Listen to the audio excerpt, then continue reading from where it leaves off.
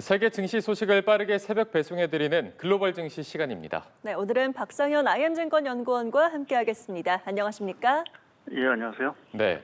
자, 이란 전쟁 종식에 대한 기대감이 이어지면서 미국 뉴욕 증시 3대 지수가 오늘도 상승을 했습니다. 트럼프 대통령의 대국민 연설을 기다리는 분위기도 있을 것 같은데 전반적인 상황 어떻게 보고 계십니까? 예, 말씀하신 대로 어제에 이어서 오늘도 미국 3대 지수가 이란 종전 기대감으로 상승 내리를 좀 이어왔고요. 3대 지수, 특히 이제 나스닥 지수가 1% 넘는 상승세를 보이면서 전체적인 어떤 증시를 좀 견인한 부분들인 것 같습니다. 지금 트럼프 대통령이 이란 사태에 관련돼서 다소 좀 엇갈린 얘기를 좀 하고 있어서 여전히 조금 불안한 부분들은 있지만 눈에 띄는 부분 자체는 이란 대통령이 미국 국민을 대상으로 해서 전쟁을 좀 끝나자는 이제 메시지를 전달하는 게 아무래도 좀 시장에 안도감을 좀 준 것 같고요. 미국이나 이란 모두 지금 장기전을 좀 원하지 않는 듯한 모습을 좀 보였다라는 측면에서 양쪽이 지금 출구 전략을 모색하는 것이 아닌가라는 기대감 자체가 아무래도 좀 시장에 좀 안도감을 좀 줄 것 같습니다. 여하튼 오늘 10시에 있을 트럼프 대통령의 이란 관련 대국민 연설 내용 자체가 향후 장에 어떤 추가 랠리를 좀 결정하는 좀 주요 변수가 될 것 같고요.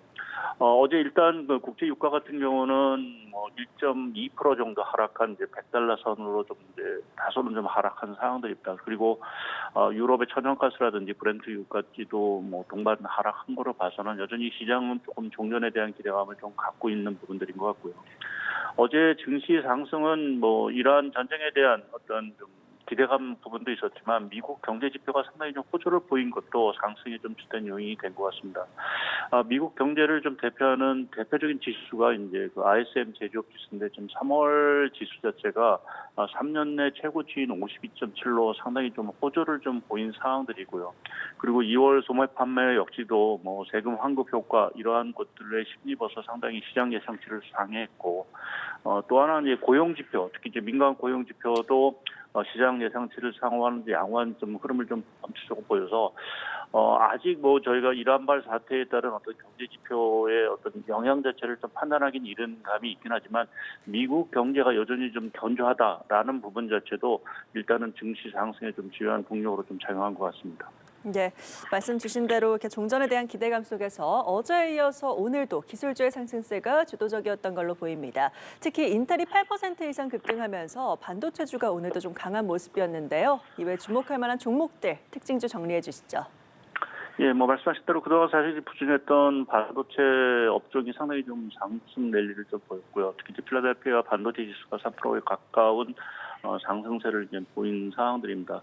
아무래도 이 반도체 주가의 어떤 상승 랠리를 견인한 거는 이제 인텔이었고요. 아무래도 구조조정 자체가 좀 성공할 수 있다라는 어떤 기대감 자체가 인텔 주가를 9%로 올리면서 마이크론 주가도 9%, 또 AMD라든지 랩리서치, ASML, 전체적인 반도체 업종 주가 자체가 3% 안팎의 상승을 좀 보였고요.